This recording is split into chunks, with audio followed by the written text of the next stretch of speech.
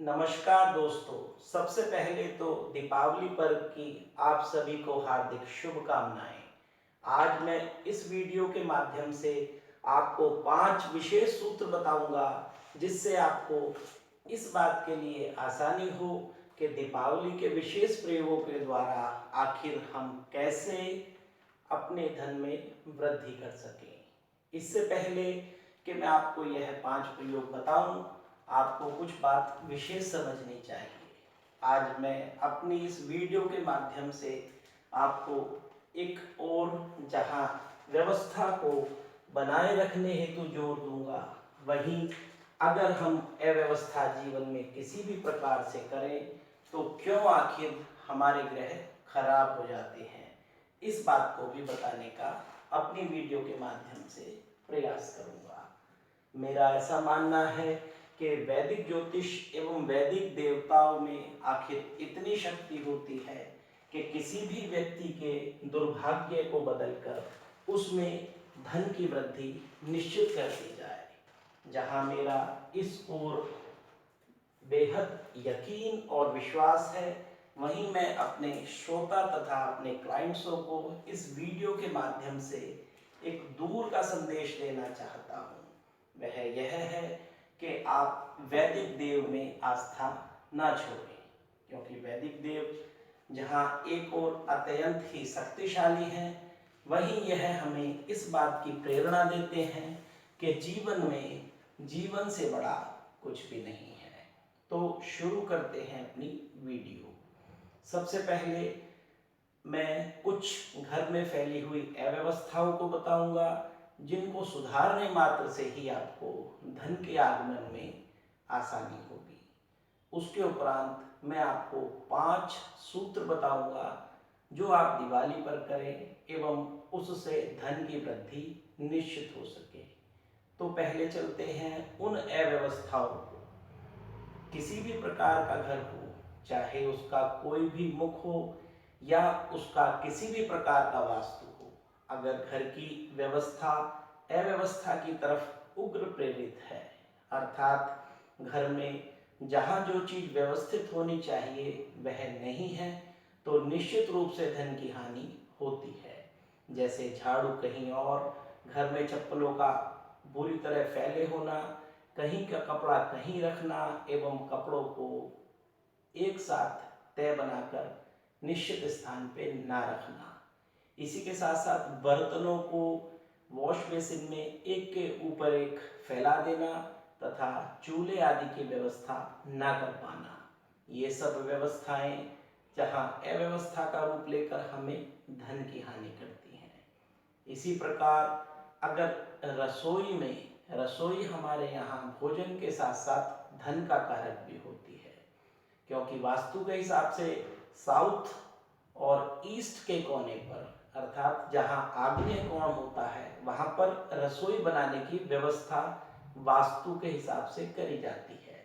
एवं आप अगर रसोई में अग्नि का स्थान प्रॉपर नहीं कर पाते, अर्थात जल के स्थान पर अग्नि और अग्नि के स्थान पर जल करते हैं, तो यह स्थिति भी आपको निश्चित रूप से धन आगमन में परेशानी लाती है। इसी प्रकार अगर घर के बाहर की तरफ सीढ़ियां बनी हुई हों, तो बाहर को खुलने वाली सीढ़ियां भी धन की हानि करती हैं।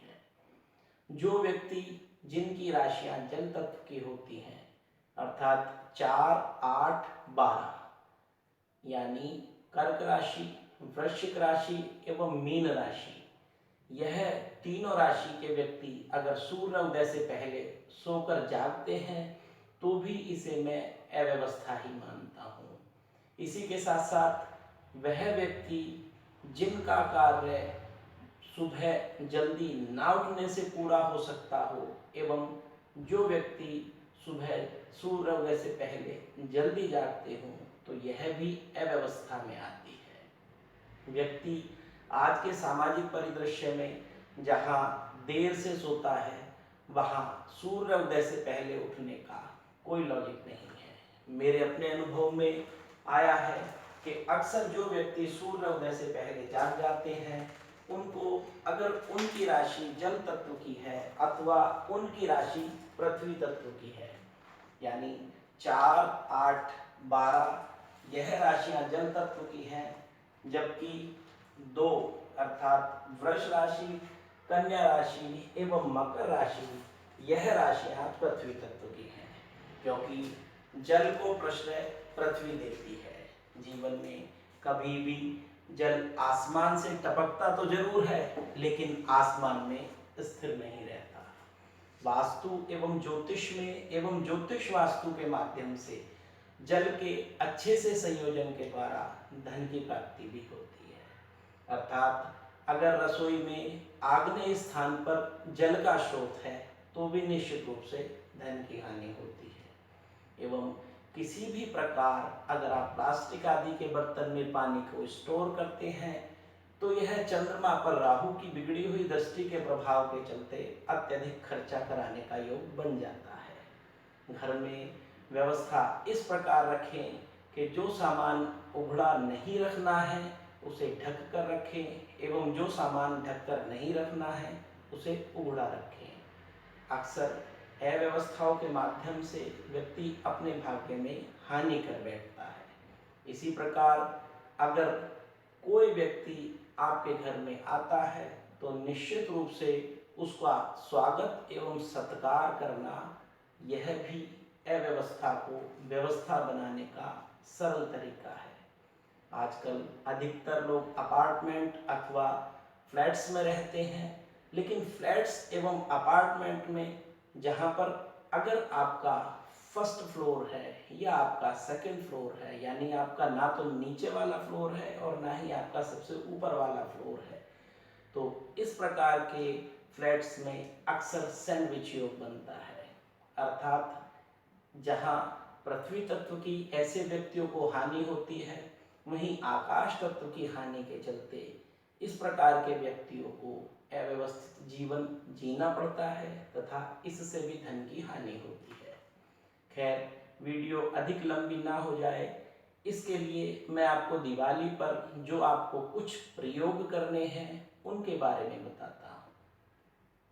इन 5 प्रयोगों को अगर आप लगातार करें तो बहुत अच्छा है, लेकिन अगर इनमें से आप 3 प्रयोग भी कर लेंगे तो निश्चित रूप से आपको वर्ष भर में काफ़ी पैसा एकत्र होगा। मेरा जीवन में पैसे कमाने का एक ही रूल है कि आप खर्चे को बढ़ाएं।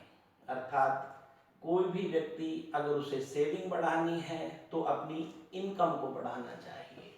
केवल इनकम को बढ़ाकर ही आप सेविंग बढ़ा सकते हैं। मेरे 23 वर्ष के कैरियर में मुझसे बहुत सारे लोगों ने पूछा कि आखिर पैसा कैसे जुड़े, तो मेरा उन सभी को बताना एवं उन सभी का एक उपाय के माध्यम से सुझाव यही होता है कि कोशिश यह करें कि पैसा कमाया कैसे जाए। केवल कमाकर अगर आप जोड़ने की कल्पना करते हैं तो वह धन निश्चित रूप से कल को बीमारी पर निकलेगा, क्योंकि शास्त्र कहता है कि धन की 3 दशा होती हैं, दान, भोग या नाश। देखो, अगर तुमने दाना ना भोगा तो फिर नाश तीसरी दशा है। अर्थात कोई व्यक्ति जो अपने निश्चित रूप से आराम पर धन नहीं खर्च करता उसका शुक्र बिगड़ जाता है। इसी प्रकार कोई व्यक्ति अगर दान नहीं करता तो उसके ऊपर शनि कोपित होता है।